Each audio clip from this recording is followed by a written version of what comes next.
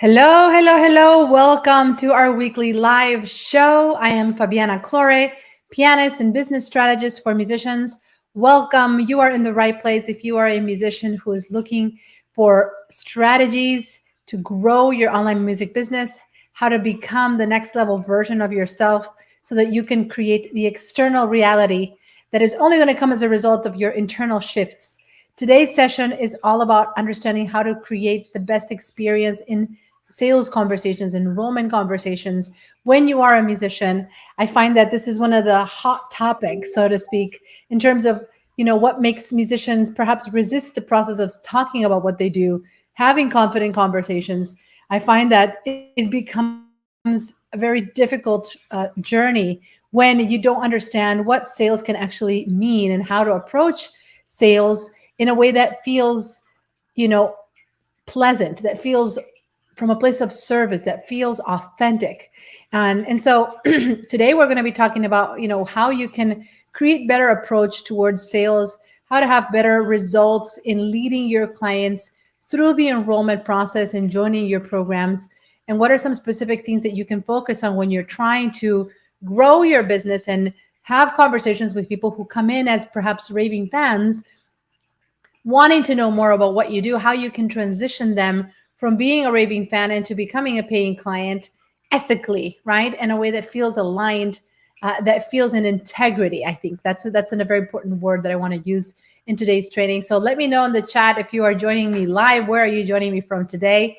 Welcome again. This is the place for musicians to talk about the business side of things, but also to talk about strategies that are going to allow you to work smarter and not harder, right? And sales is a skill that I feel has been overlooked by musicians for way too long. It's very typical that musicians are constantly focusing on their craft, trying to prioritize, their musical side of things, their teaching side of things.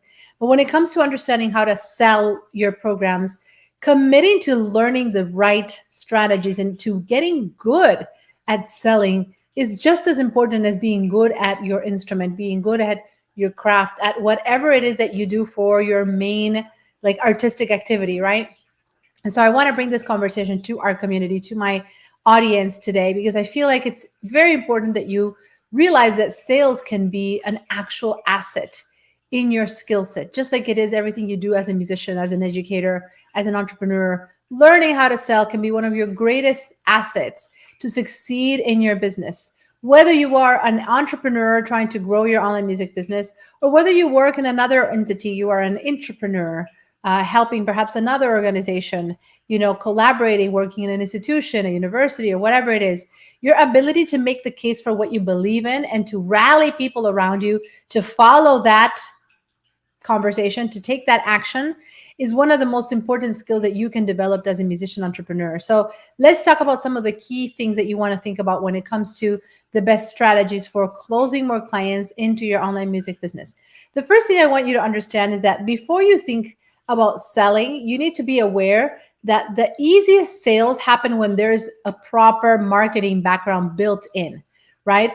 The thing you need to make sure before you even think about having an enrollment conversation or a sales conversation with a potential client is that person needs to come to your call with a background knowledge of what you do already, with an understanding of the results that you're able to achieve for your clients, for your students, and with an understanding of what sets you apart as a leader, as an educator, as a musician, right? Whether you're a performer, a teacher, what are the key differentiators about your brand, about your offer, your value proposition that set you apart in comparison to other people?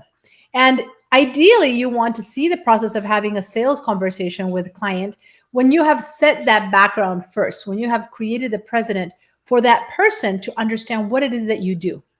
If you find yourself in a sales conversation with a potential client who wants to learn more about what you do, but they have no clue about your background, they haven't seen any of your content, they're coming to you completely new and raw to a certain extent, then the only thing you need to focus on is on sending them materials and making sure they have access to the right resources that are going to give them that insight. They're going to educate them on what is it that you do. Your job in a sales call is not to try to convince people about your offer, about your value, about what you can do for them. They need to know all of that ahead of time. So if you're finding yourself that, you're having sales conversations with potential clients and they're not enrolling, they're not seeing the value, chances are you haven't created enough context prior to the sales call, period.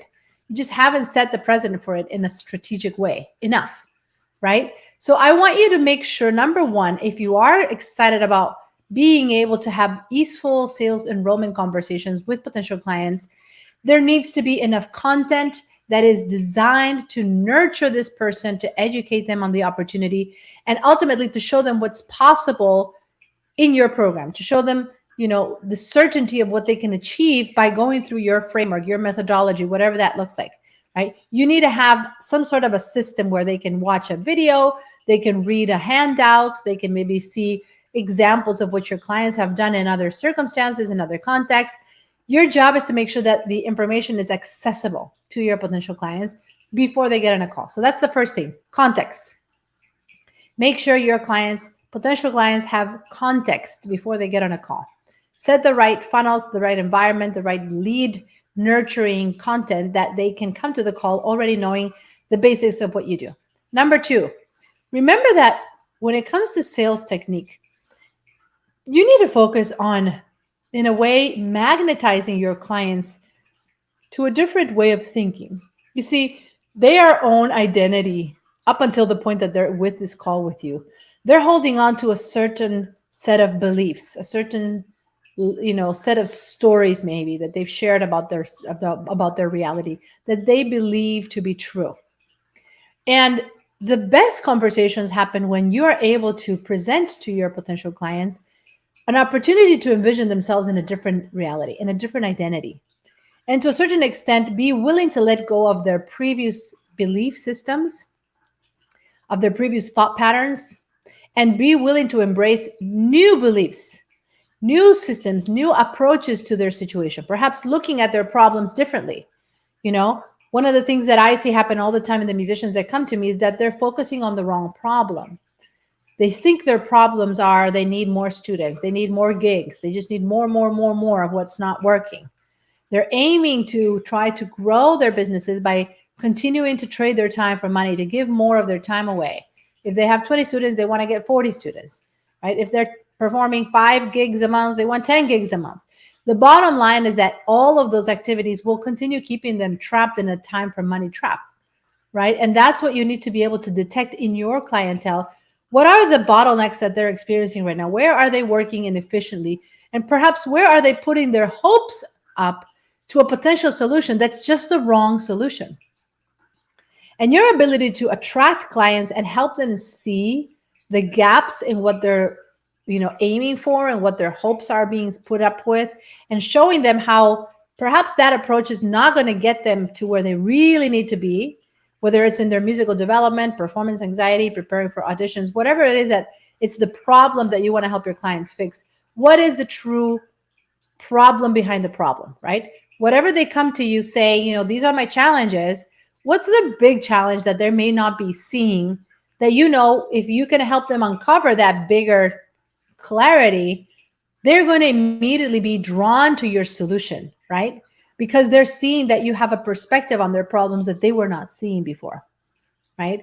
So being able to reframe their problems and help them see their problems from a different lens is the second thing I want you to focus on, is like making sure you know how to reframe what they think are the problems and help them see what you believe to be the real problem.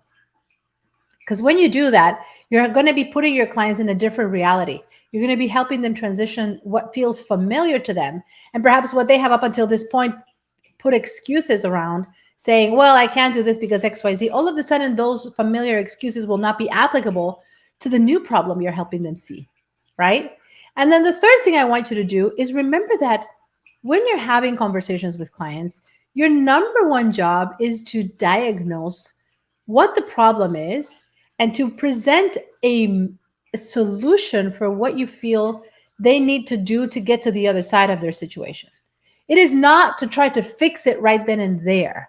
It is not to go into the mode of coaching them and trying to break down all the steps and help them see the full picture in that conversation. Because if you do that and you're breaking down the different options and road and plans and opportunities and things that you see for them right then and there, you're going to overwhelm them with information. And then they're going to feel that they need to go out of that call and execute all those things that you told them before they can actually consider working with you.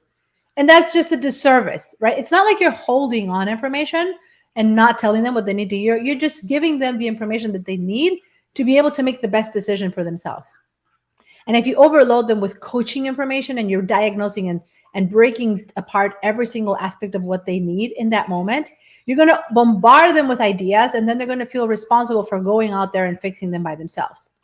So even though you may feel like, oh, I'm just giving them as much value and I'm trying to help, that will be counterintuitive if you do it in this wrong way. Instead, what you need to do is you need to be able to diagnose what the true constraints are that they're experiencing. What are the bottlenecks that are stopping them from getting to where they need to be? What are their actual goals? Where do they want to be? What is the vision that they have? What do they know will help them feel better about their musical development, about their life, about their career? And what will be that gap that you'll be able to kind of bridge through your program that will help them go from where they are to where they need to be? That's it. It is not to go in and to flesh out the whole A to Z process, because then you're going to overwhelm them. Okay? So tell me how these 3 nuggets apply to you. What is the most useful one?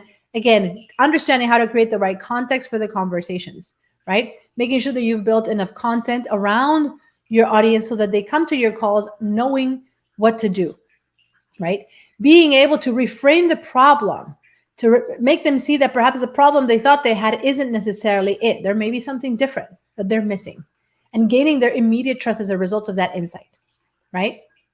And then being able to, with that information, guide them into what you feel could be the bridge, the gap that you can help them fix with your program, with the solution, with the process that you're laying out for them, without going into full coaching mode. Okay? Let me know what your favorite nugget was from today, what your takeaways are from today's session.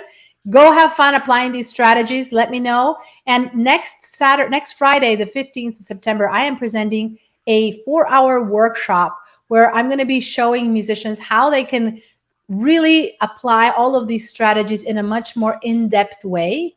And so I want to invite you, if you loved today's session and you would like to be able to go deeper into how you could apply these strategies in your business and maybe look for how to deepen your own sales approach and your own perhaps approach to your business, then I'm going to invite you to join me in my upcoming Strategy Day event. I'm going to put the link here in the chat where you can sign up and reserve your seat. It'll be an amazing 4-hour workshop that'll allow you to grow your business and to understand as musicians how you can build a business without having to sacrifice your time, without having to sacrifice your quality of life. And so I want to invite you to go to fabianaclaure.com/discovery and join me next Friday. It'll be a live 4-hour event, and I can't wait to support you and have a chance to directly guide you into how you could implement these strategies and many more in your online music business. Thanks for watching, everyone, and let's prosper together.